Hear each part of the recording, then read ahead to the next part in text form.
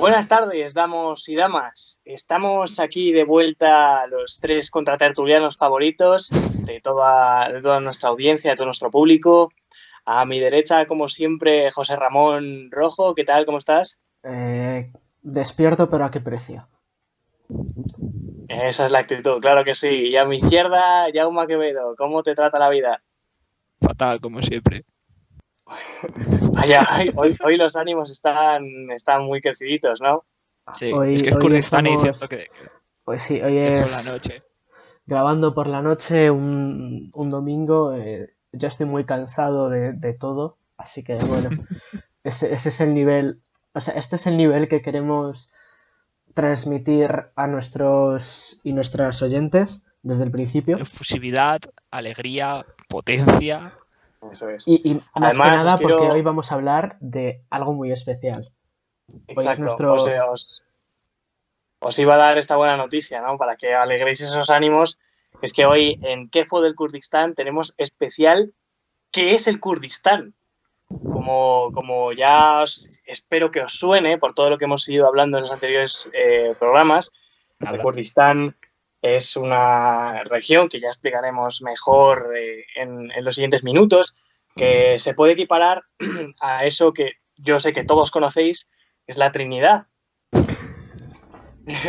Dios, Hijo y Espíritu Santo, y una cuarta parte que la podríamos considerar la Virgen, que es Rojava o Rojava, depende cómo la pronunciemos. Os comentaremos por qué este símil, dependiendo de la historia de cada una de las cuatro partes, contando a la Virgen como la que está sufriendo más, como de costumbre, ¿no? Primer dato estúpido cuenta... sobre el Kurdistán. ¿Sabéis qué significa Rojava en kurdo? Sorpréndenos. Poniente. Entonces, ¿Cómo? Poniente de Juego de Juego de Tronos es literalmente Rojava.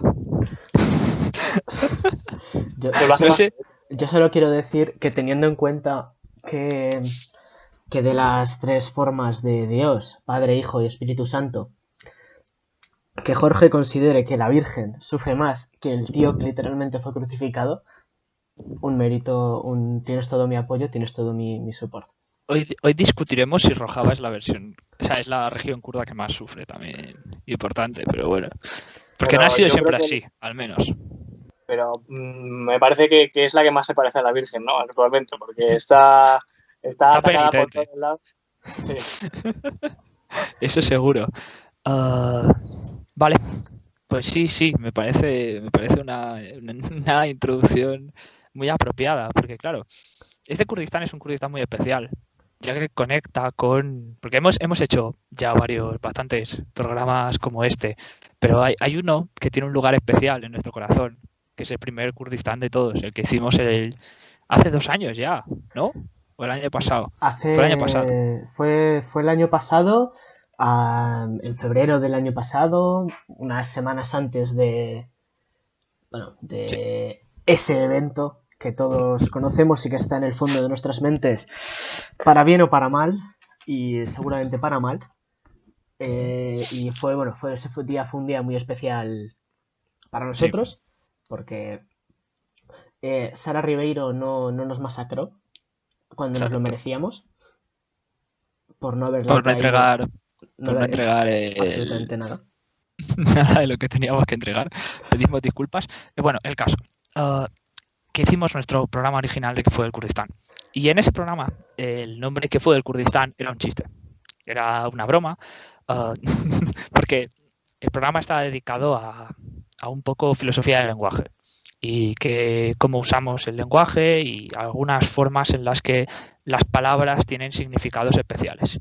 Y hacia el final del programa hablábamos de los significados que tienen en nuestras cabezas y de las imágenes mentales que nos creamos detrás de las ideas de los países y de las naciones, ¿no? Que cuando alguien piensa en Francia o en Alemania, tiene una imagen formada en su cabeza de una serie de estereotipos que nos traen al recuerdo, al menos de alguna manera, las características que nosotros asociamos con esos países. Cuando alguien piensa en Francia, tú dices, vale, sí, Francia, el idioma feo, extraño la gente, las baguettes, los quesos, Montjuic, la Torre Eiffel, lo que sea.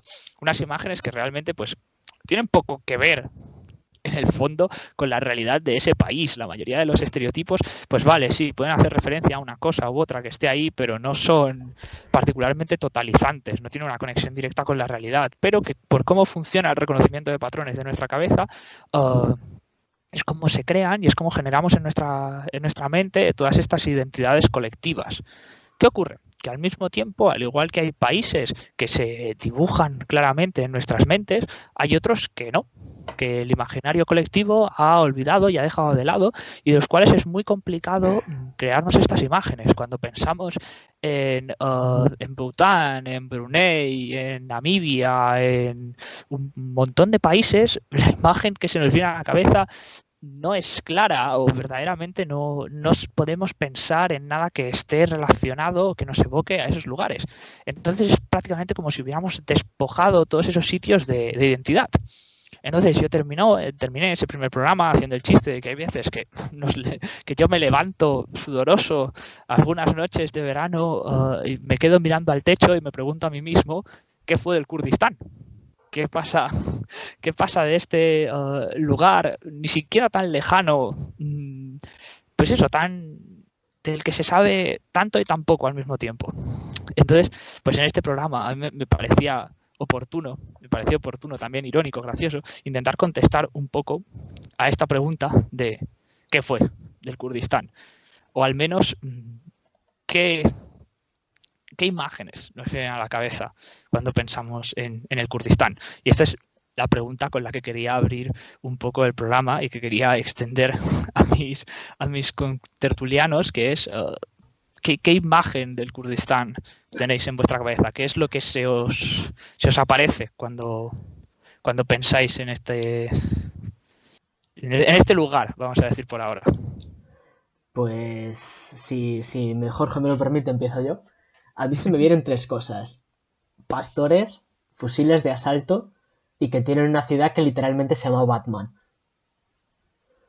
No sé, creo que técnicamente se pronuncia como Botman o algo así, pero sé que es una ciudad que se llama Batman y que denunció a Warner Brothers. Eso es mi único conocimiento sobre el Kurdistán, porque yo soy un ignorante absoluto que voy por la vida pues como disimulándolo como buenamente puedo, y no tengo recuerdo de haber oído hablar del Kurdistán o haber buscado información sobre el Kurdistán antes de aquel famoso gran momento de Jaume de levantarse sudoroso y gritar que fue del Kurdistán. Así que bueno, esa es la imagen que yo ahora mismo, demasiado cansado para pensar más, tengo del Kurdistán. Pues por mi parte yo suscribiría bastante la imagen que tiene aquí don José, con un paisaje rocoso con apenas vegetación al estilo cordobés, y poblado por unos pastores con rifles de asalto, y un aspecto casi más, como comentábamos ya fuera de micrófono, un aspecto de campesina soviética de los años 60 antes que de un turco en Estambul, que es lo que a lo mejor más se le debería asemejar, ¿no? Pero es curioso cómo parece que está completamente invisibilizado, aun siendo, según dicen, el pueblo más grande del mundo sin Estado, rozando los 40 millones de personas así, contando la diáspora que hay por Europa y América y tal. Pero sí, está como desaparecido desaparecido en el mapa literalmente. Desapareció del mapa a pesar de que si tú te vas a... Bueno, estamos también comentando fuera del micrófono. Tú te vas a los 14 puntos de nuestro queridísimo presidente de Estados Unidos, Woodrow Wilson. Ahí aparece en Kurdistán. El señor presentó un mapita muy bonito y ahí sale el Kurdistán. Entonces, ¿qué ha pasado? Exacto, o sea, esto levanta la cuestión de la idea esta, de qué imagen podría tener Wilson en su cabeza a principios del siglo XX de lo que era el Kurdistán. Si apenas ahora nosotros tenemos ya una imagen como muy vaga, como muy difusa de lo que se supone que es el Kurdistán, ¿qué cojones era para Wilson? y me ha llamado también la atención el dato de la población que has dicho, porque de hecho tan elusivo es el concepto este de los kurdos que yo en las fuentes que he visto trazan la población del Kurdistán entre los 40 millones que tú has dicho o 28. Hay entre 28 y 40 millones de turcos. Hay literalmente, o sea, de kurdos. Hay literalmente 12 millones de personas que no se sabe o no si pertenecen al Kurdistán. Lo cual a mí ya me parece un dato que nos empieza a enseñar lo elusivo que es todo lo relacionado a este pueblo, en plan. Porque una de las cosas muy interesantes que tiene el Kurdistán es que para mí también admito que se ha convertido en prácticamente algo que se me viene antes a la cabeza, el podcast este estúpido que tenemos entre nosotros, que el sitio de verdad. O sea, decir simplemente el Kurdistán, de haberlo repetido tantas veces, es una palabra que ha perdido como en parte el significado en mi cabeza. Ya no tiene ningún tipo de exotismo ni la relaciono con nada. Pero es interesante porque en el momento en el que te pones a estudiar un mínimo del Kurdistán, ya las características de lo que se supone que es o debe ser una nación se difuminan, porque es como el número de gente que es o no es kurda no está claro y no hay forma de definirlo, porque el kurdo tiene como 4 dialectos distintos, procesan infinitas religiones y bueno, como veremos en un rato, ni siquiera el territorio que ocupan está verdaderamente definido. Pero bueno, a mí lo de la imagen de Wilson, yo tengo sincera curiosidad sobre qué creéis que estaba pasando por la cabeza de este señor. A mí lo que me parece genuinamente gracioso es que si ves el mapa que se propone en la conferencia de París de 1919, es radicalmente diferente de las zonas lingüísticas del idioma. Las zonas es completamente diferente al tratado de Sèvres del año siguiente. Es radicalmente diferente a las propuestas que se hacen en el tratado de en la conferencia de San Francisco del 45, que es una propuesta brutal que deja prácticamente el territorio kurdo a las puertas de Alepo y a las puertas de Bagdad. Es enorme. Y luego ves los acuerdos y tratados de 2017 y es una mierda.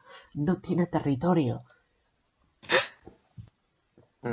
Aunque que para poner un poco en contexto a nuestros queridos oyentes, sabemos que Wilson es posterior, inmediatamente posterior. Bueno, el protagonismo de Wilson, vamos a decir, es inmediatamente posterior a la Primera Guerra Mundial, pero este intento de autodeterminar el Kurdistán quedó un poco varado tras la firma del Tratado de Sykes-Picot entre los británicos y los franceses, en el que se repartían pues todo lo que es Oriente Próximo y Medio a su ser, y en el que obviamente no aparecía ni siquiera una región autónoma para los kurdos, como pudo ser la de Palestina o la de Siria. Bueno, a ver, que tampoco es que Palestina sea el ejemplo a seguir. No, pero estaba definida, ¿entiendes? Estaba definida dentro de la gobernación británica. Sin embargo, Kurdistán directamente ¡pum!, desapareció. Es un territorio que tendría que haber existido y no existió. No sabemos qué fue de Kurdistán. Sí, este es un tema muy interesante. Y bueno, si me dejáis rantear ahora, voy a intentar hacer como toda la exposición de historia del tirón, y así ya podemos hablar de las muchísimas ramificaciones del Kurdistán. Porque, a ver, el gran problema de lo que se conoce como el Kurdistán, o los kurdos, son un grupo étnico situado en el territorio que está más o menos en las cuencas del Tigris y Éufrates. Están en toda la zona esta del Medio Creciente, la cuna de la civilización, que a mí siempre me ha parecido muy irónico que a aquellos pueblos en la cuna de la civilización se les niegue la civilización propia. Me resulta gracioso. Y actualmente es un territorio que está dividido sobre todo en 4 estados. Los kurdos se consideran divididos principalmente entre Irak, Turquía, el norte de Siria e Irán. ¿Cuál es el problema? La mayoría de ellos formaban parte o del Imperio Persa o del Imperio Otomano, que eran que si bien no reconocían a grandes rasgos su identidad, eran imperios relativamente multiculturales y que se les daba cierto grado, se les daba más o menos la misma autonomía que cualquier otro pueblo minoritario de las regiones circundantes, y que dentro de, pues sí, dentro de todos esos imperios gigantescos, pues tienen problemas de rebeliones internas y de ser subyugados como cualquier otra fuerza, como cualquier otro grupo imperial. Pero su gran problema viene en la era de los Estados-naciones, donde no solo se ven divididos y separados por estos grandes Estados-naciones, en los cuales no encajan por el hecho de que no son integradores, sino que además esto coincide con el momento en el que se descubre en el Kurdistán enormes cantidades de petróleo. Claro, aquí no hay que caer en la trampa fácil de decir, no, es todo culpa del petróleo. Todos los problemas del Kurdistán son culpa del petróleo. Porque no es exactamente así, pero sí que tiene mucho que ver con los desarrollos posteriores de todo lo que ocurre con los kurdos. Bueno, sí, ya pido perdón si hago pausas extrañas, es que antes de venir aquí me comí un kebab y estoy como lleno de gases. Pero bueno, ¿qué vamos a hacer? Es lo que tiene la cena. Pero bueno, eso, que es un grupo que ha existido desde siempre y del que no se habla nunca en la edad media o en la edad moderna, pero bueno, que siempre han sido muy importantes. Saladino, de hecho, el famoso Saladino era kurdo. El que le arrebató Jerusalén a Ricardo Corazón de León era kurdo. Esta es una de las cosas que no se suelen decir, pero lo descubrí el otro día y me fascinó muchísimo. Pero bueno, el caso es, en Irak, creo que es en Irak y en Turquía, los kurdos son como un 20% de la población o algo así. Son muchísima gente y eso les ha llevado a muchos problemas, porque virtualmente se han aliado y han sido traicionados por todo el mundo. En plan, más teniendo en cuenta que durante la Primera Guerra Mundial se les ofrece un Estado independiente, pero que rápidamente será, sobre todo en algunos casos particulares, como es el caso de Irán, porque claro, en Irán se les ofrece el Estado, o sea, primero se alían con los otomanos, pero luego son asesinados luego su líder es asesinado por Reza Pahlavi e intentan pasar por un proceso por Reza Padre, intenta pasar por un periodo de persianización extraño, pero luego llega la Segunda Guerra Mundial, consiguen una especie de autonomía de facto con el apoyo de la Unión Soviética, pero son traicionados por los aliados porque necesitan el petróleo iraní. Entonces, durante la restauración, ahora sí de Reza Pahlavi, les van a dar por culo, pero luego se ponen a apoyar a Mossadegh, que es el ministro reformista de Irán, con ayuda de los comunistas, pero Kenny Roosevelt, el nieto de Teddy Roosevelt, pone en marcha el golpe de Estado de Irán, que quita a Mossadegh. Entonces el Shah vuelve otra vez y con la policía secreta se dedica a cargarse a los turcos, usando a los propios turcos iraquíes para matar a los turcos iraníes, y entonces llegará la revolución los kurdos. Los kurdos, los llamo turcos todo el rato, no sé por qué. Luego, claro, como se los están cargando, hacen un pacto con Jomeini durante la revolución de Jomeini, y Jomeini les dice, sí, os voy a dar autonomía, y acto seguido, como a los meses de instalarse en el poder, moviliza a todo el ejército hacia el Kurdistán para cargárselos también. Y entonces, claro, se dividen los kurdos en una rama como muy radical y en otra más posibilista, y ahora siguen por ahí, están como en una pelea difusa con el Estado iraní, porque además, claro, el otro Kurdistán, o sea, el Kurdistán, uno de los Kurdistanes más importantes, que es el de Irak, pasa parecido. En el Kurdistán iraquí hay una burrada de petróleo. Y desde el principio pues han tenido mucho apoyo porque es gracioso, porque los kurdos iraquíes normalmente tienen el apoyo de Irán y los kurdos iraníes suele ser al revés. ¿sabes? Tienen apoyo iraquí o kurdo para pelearse entre ellos. Y entonces, claro, estos diferentes kurdos, con tal de no perder el apoyo de estas grandes potencias rivales, se matan entre ellos. Y eso, en plan, en Irak es importante porque se crea la división entre un UPK socialdemócrata e independentista, que son, por cierto, los que delatan el zulo en el que está escondido Saddam Hussein. Son los kurdos. Y luego está el PDK, el Partido Democrático del Kurdistán. Es un partido que se forma en prácticamente todas las diferentes regiones en las que hay kurdos, y dependiendo del país tiene una ideología distinta, pero generalmente suelen ser, dependiendo de la situación, o son revolucionarios belicosos o apuestan por soluciones pactistas. En el caso de Irak, por ejemplo, están controlados por una de los grupos, uno de los clanes familiares del Kurdistán, que son los Barzani.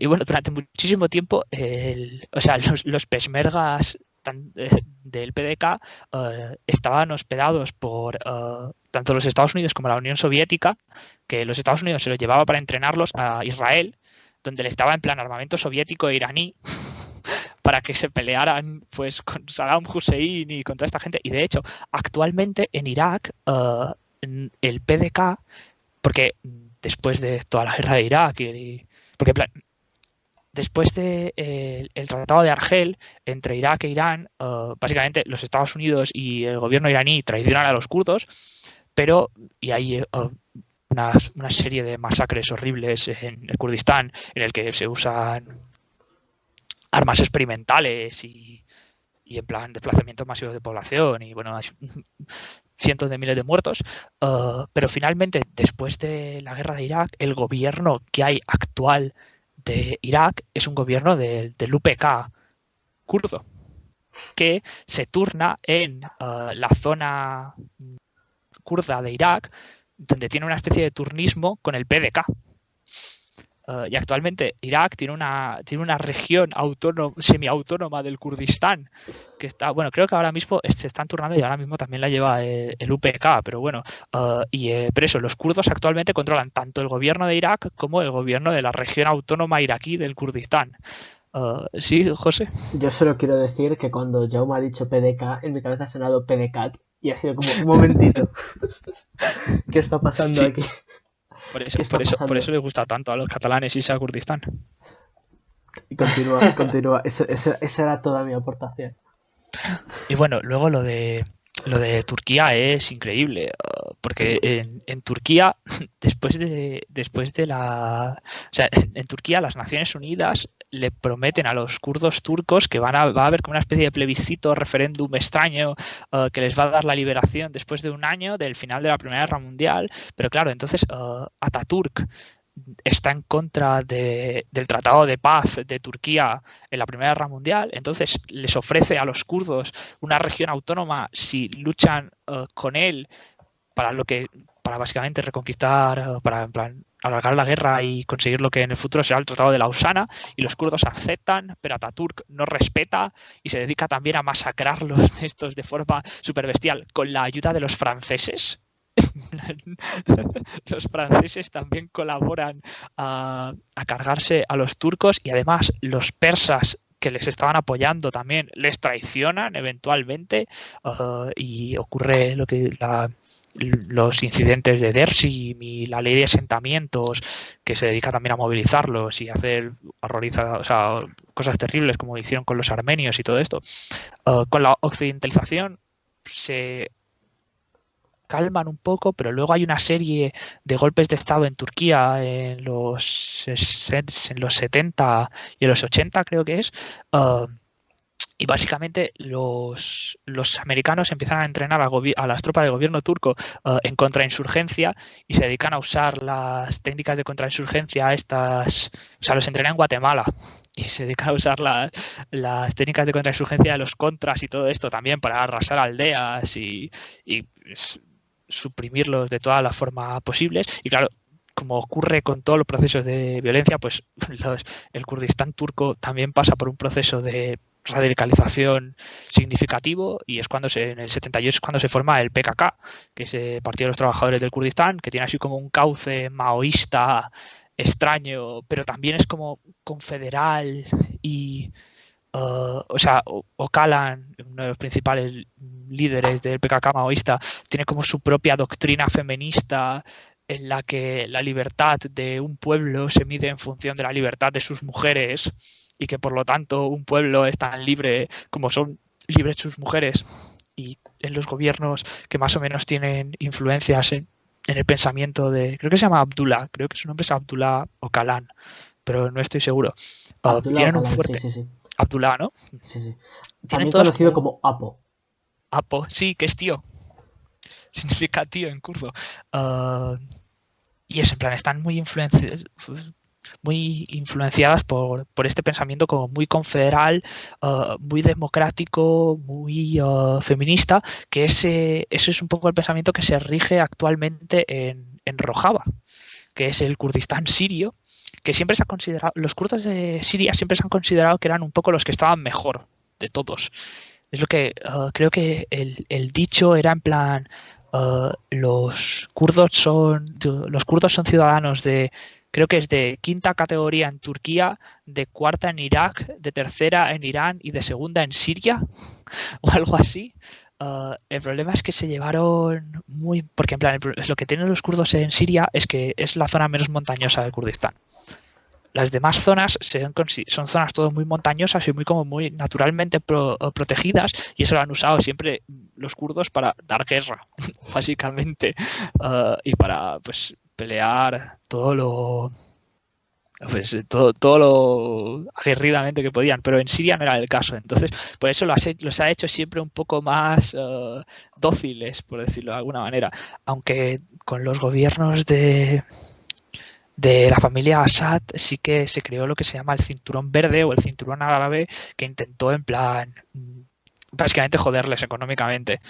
Pero es extraño porque Siria siempre tuvo como un apoyo así reticente con el PKK, y al final básicamente para poder defenderse del Estado Islámico se han tenido que dar un montón de concesiones a los kurdos de Siria, y actualmente pues gozan de una especie de independencia de facto en un estado confederal socialista con democracia semidirecta, que es la actual Rojava, de la cual si podemos hablar después un poco sería maravilloso, porque Rojava es todo un caso.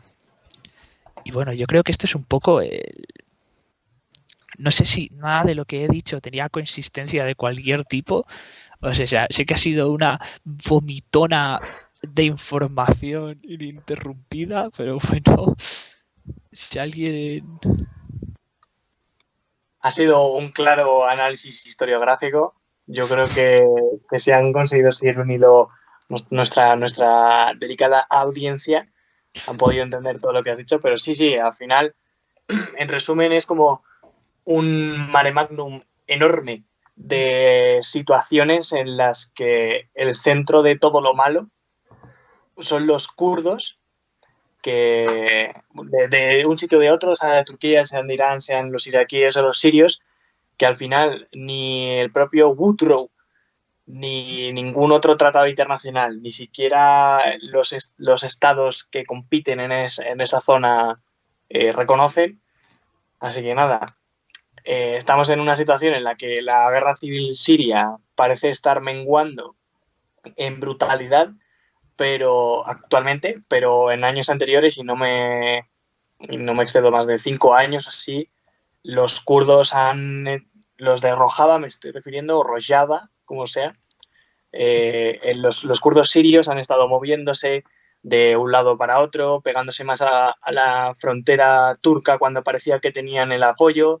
Luego, como tú bien has dicho, les traicionaron más de una vez, teniendo que buscar ayuda en los americanos, que tampoco les han hecho mucho caso porque no querían darles petróleo, no sé qué, y luego que si los rusos, que si no sé qué, los turcos cerrando los diques para que no llegara el agua del Éufrates. Entonces, en la zona ha sufrido una desertización de narices, y están teniendo unos problemas muy gordos con epidemias de cólera por las aguas grises y bueno, es una situación bastante complicada y que está, que yo sepa, invisibilizada a niveles de locura en la media actual común que podemos estar consumiendo aquí en Occidente. No sé si habéis visto vosotros algo o... Yo básicamente no, o sea, yo no lo hubiera dicho mejor de lo que lo has dicho tú. Pero sí, es un problema que pilla muy lejos, o da la sensación de que pilla muy lejos, pero en realidad, eh, bueno, ya aparte de la ciudadanía mundial y todo ese tipo de ideas que a mí me ponen, eh, no está tan lejos. Turquía, bueno, es que bueno, Turquía ha sido bastante noticia a lo largo de esta semana porque son unos cerdos machistas con la Úrsula von Leyen. ¿Von Leyen? Von Leyen. Que no, bueno, que no le pusieron una silla en una visita oficial. Porque ahora ha decidido Turquía abandonar el protocolo de Estambul y reconocer públicamente que el gobierno de Turquía son unos machistas de mierda. Hasta el Partido Popular acepta el protocolo ese de Estambul. Así Pues que bueno, para que los turcos abandonen el protocolo de Estambul hay que ser terco, porque madre mía. pues ahí están. No, pero eso, que es una realidad que está muy cerca y que deberíamos sentir más cercana de lo que la sentimos. Pero eso, es, bueno, es el leitmotiv de este que fue del Kurdistán, especial Kurdistán. Sí, es que, claro, lo que siento en este sentido es que también es muy útil dejar a los kurdos desprovistos de identidad. O sea, a ver, punto número uno, es muy difícil. Porque, claro, yo en este relato es muy sencillo crear una imagen del Kurdistán, que es la que se suele crear, de este pueblo al cual se le ha arrebatado todo, ¿no? En plan, esta gente que no tiene nada. Pero yo lo que quiero intentar señalar es que, a ver, la realidad siempre es un poco más complicada. O sea, bueno, punto número uno, a muchos kurdos se les ha acusado en más de un lugar de limpieza étnica, que no sé hasta qué punto es cierto, pero se comentaba que, por ejemplo, en Rojava estaban haciendo así unos desplazamientos un poco extraños de población con todos los suníes y lo del Estado Islámico y todo este tipo de cosas, que tampoco es algo que ni he podido, en plan, ni he tenido la capacidad de investigar en profundidad, porque bueno, estas cosas nunca se sabe.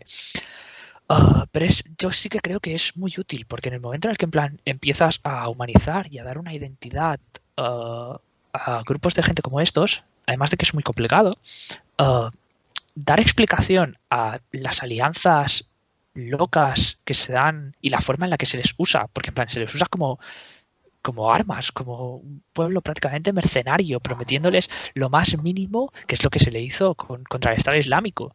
Se les prometió lo mínimo y dijeron, ala, a pelearse contra el Estado Islámico. Es lo que se ha hecho siempre, es lo que hacía Turquía, o sea, es lo que hacía Irán contra el gobierno de Saddam, o es lo que ha hecho los Estados Unidos también siempre. Durante muchísimo tiempo los Estados Unidos estaba alentando a los turcos, a los kurdos, para que se alzaran en armas contra Saddam Hussein, junto a los chiitas, que también hay una minoría considerable en Irak, y cuando al final consiguió que se alzaran, se firmó el Pacto de Argel.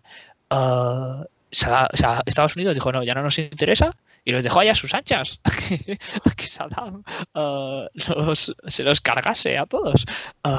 Entonces, claro, es mucho más difícil justificar las burradas que se hacen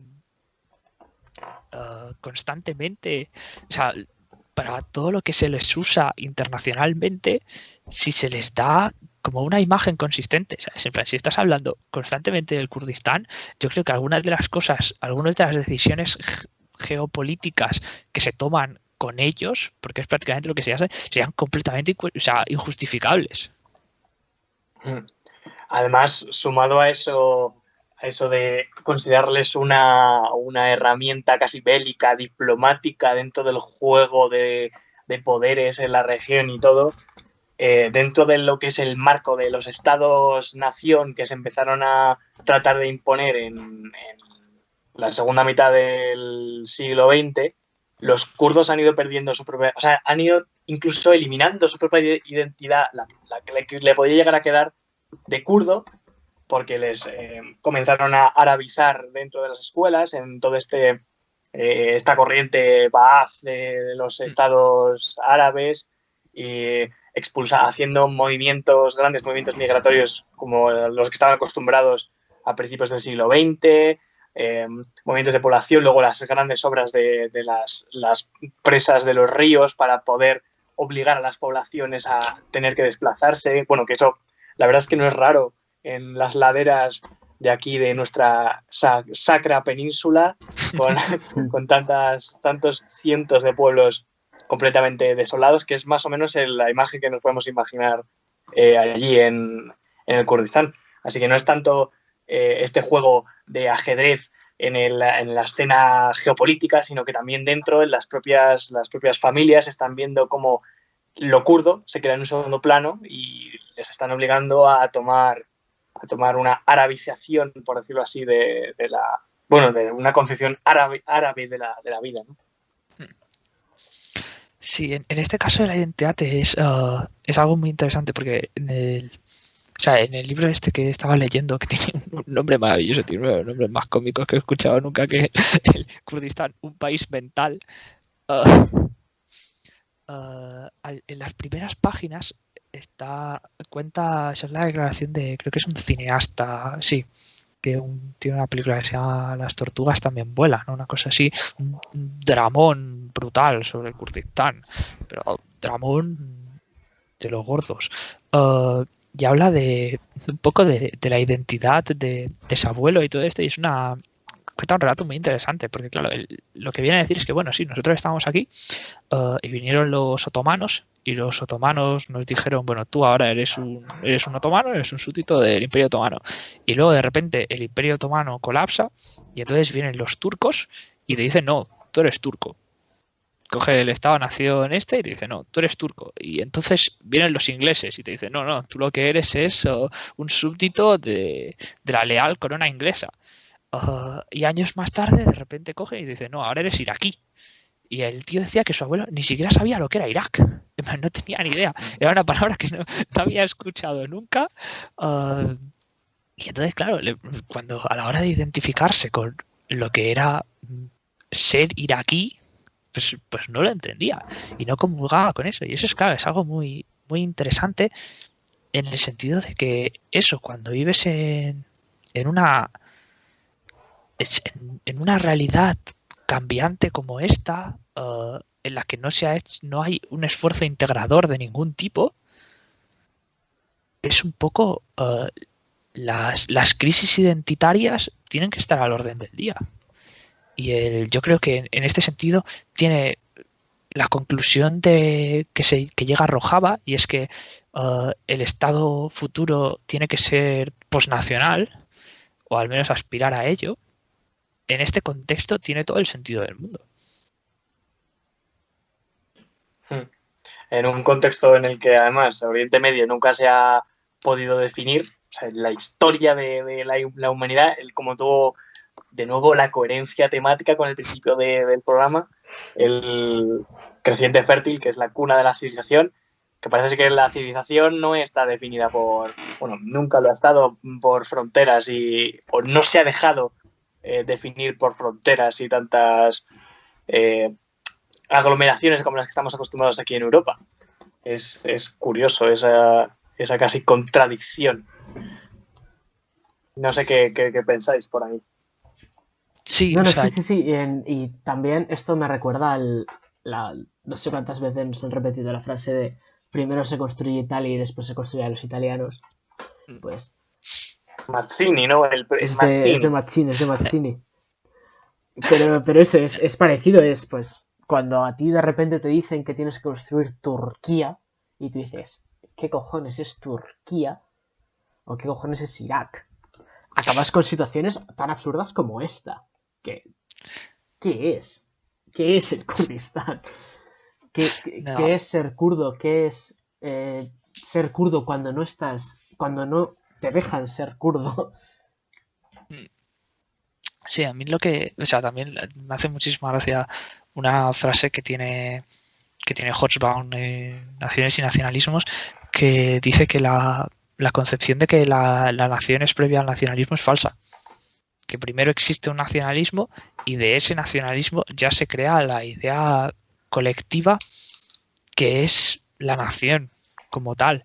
Y en este sentido, en el caso del Kurdistán, en el que es un grupo de gente que habla como 4 dialectos distintos del kurdo, que procesan religiones desde el Islam suní al chiita, a versiones intermedias extrañas como el yazidismo y cosas así, que es como mezcla de, exacto, de zoroastrismo con chiismo, con misticismo turco, con cosas así extrañas. Claro,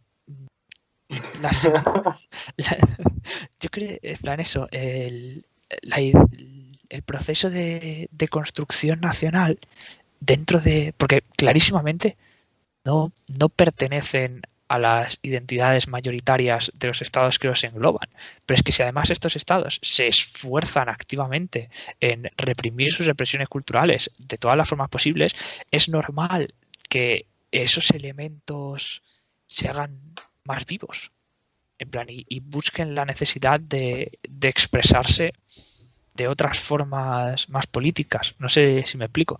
Pero es que sí, y al final, yo al menos cuando veo en el Kurdistán y cuando pienso en el Kurdistán, lo que me viene es eso, es como una historia de sufrimiento absoluto.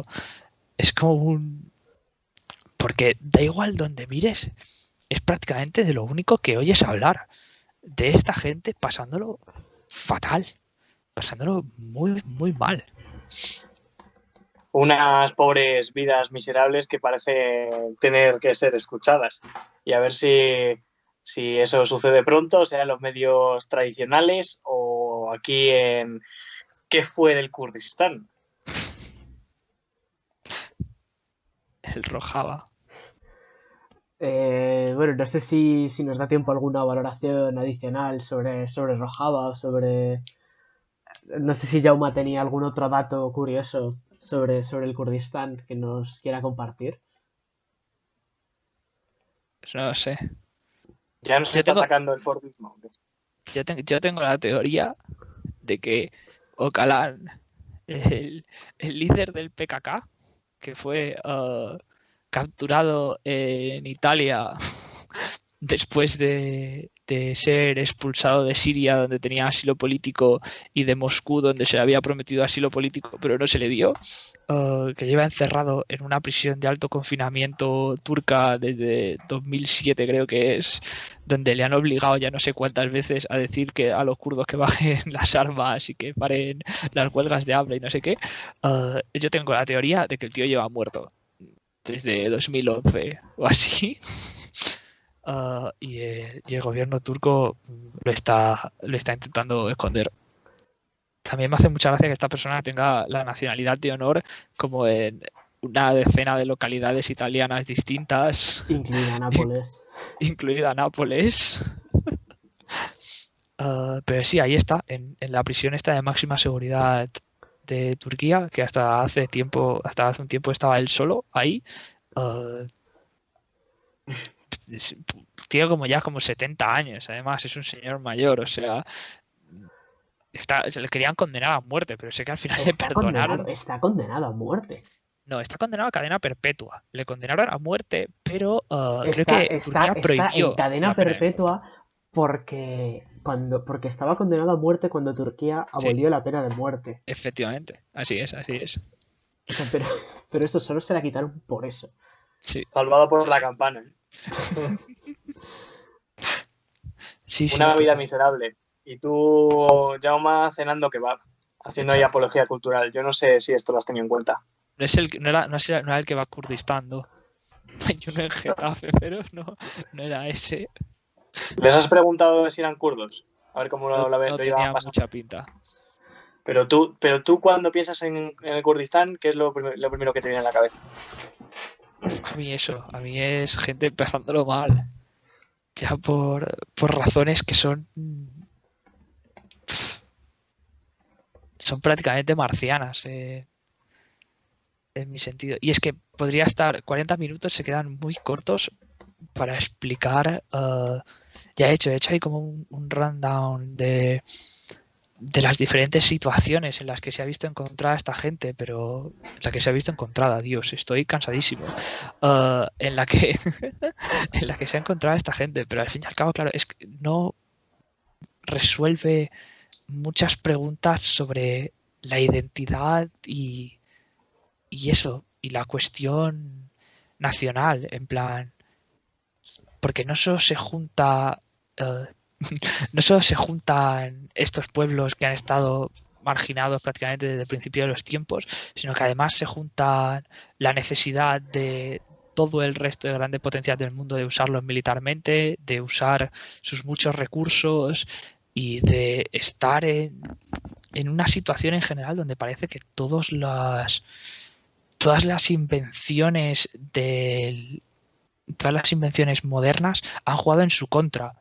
En plan, la invención del nacionalismo, la invención del imperialismo, la invención de todo, en plan, del armamento moderno, del Estado moderno, de la explotación de recursos naturales contemporáneos. Todo se ha usado en contra de ellos. Y es como una historia muy, muy trágica en general. Ya no tanto por los sentimientos nacionales o estas aspiraciones frustradas, sino por el enorme sufrimiento que ha causado. Gente acostumbrada a sufrir, ¿no? Tanto en un lado como en otro de las montañas, a ver cómo evoluciona el panorama, pero lo que tú comentas en realidad es extrapolable a muchísimas comunidades a lo largo del globo. Como fuera, yo qué sé, iba a decir los Rohirri, esos son caballeros de Señor de los Anillos, ¿no? Los Rohirrim, creo que son esos. Pero los Rohirrim son los caballeros de Señor de los Anillos. Sí. Pero sí, me refería a los de Birmania o a cualquier otra comunidad que es exiliada de su territorio y es condenada, pues eso, a tener que dejar toda su vida y toda su historia y toda su identidad lastrada por la creación de unos grandes instrumentos estatales que viven por y para la extracción de recursos y poder de sus territorios. Y lo peor es que después de todo esto, en plan, después de haberme pasado esta semana investigando sobre esta gente, me he dado cuenta de que seguramente dentro de años y años la pregunta me la voy a seguir haciendo. Me voy a seguir despertando preguntándome exactamente lo mismo, el qué fue del Kurdistán. No es un problema en el que vea que se vaya a acabar. Pero no puedes olvidar el detalle de la sudoración, eso lo hace muchísimo más dramático. Será eso, sí, la sudoración. Dedica toda tu carrera académica a investigar el Kurdistán. Hazte el mayor académico de España en el Kurdistán, por favor. Dios me salve. Ya lo paso suficientemente mal en el día a día.